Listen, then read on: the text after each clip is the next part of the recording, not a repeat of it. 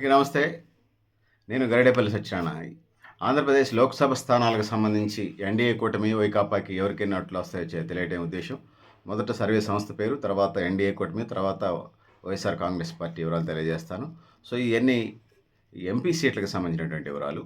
India today axis my India survey ప్రకారం మొత్తం 25 MP స్థానాలకి ఎన్డీఏకి 21-23, అదేవిధంగా వైఎస్ఆర్సీపీకి 2-4 ఎంపీ స్థానాలు వస్తాయని తెలియజేస్తూ ఉంది. ఈ ఎన్డీటీవీకి సంబంధించి వచ్చినప్పుడు ఎన్డీటీవీ ఎంపీ స్థానాలు 25కి 18, అదేవిధంగా వైఎస్ఆర్సీపీకి 7 వస్తాయని తెలియజేస్తూ ఉంది. ఏబీపీ సి ఓటర్ సర్వే ప్రకారం ఎన్డీఏకి 21-25, వైఎస్ఆర్సీపీకి 0-4 సీట్లు వచ్చే పరిస్థితి కనపడతా ఉంది.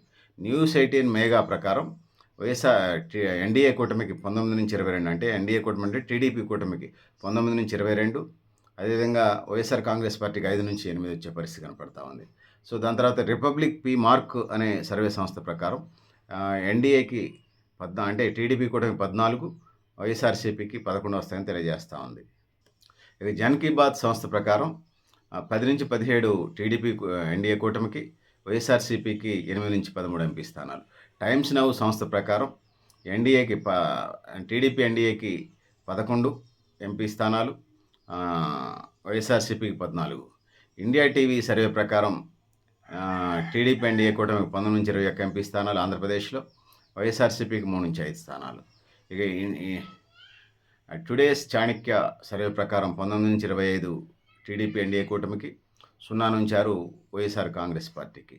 చాణక్య స్ట్రాటజీస్ ప్రకారం చూసుకున్నప్పుడు ఎన్డీఏకి అంటే టీడీపీ ఎన్డీఏకి 17-18 సీట్లు, వైకాపాకి 6-7 సీట్లు. రైస్ సర్వే ప్రకారం ఇవన్నీ ఎంపీ స్థానాలకు సంబంధించి టీడీపీ ఎన్డీఏ కూటమికి 15-20, వైకాపాకి 7-10 స్థానాలు వచ్చే పరిస్థితి కనపడతా ఉంది. సో ఇది ఆయా సర్వే సంస్థ ఇచ్చినటువంటి ఎగ్జిట్ పోల్ సర్వేలు మీ దృష్టికి తీసుకొస్తున్నాను సోదరులారా, సోదరిమణులారా.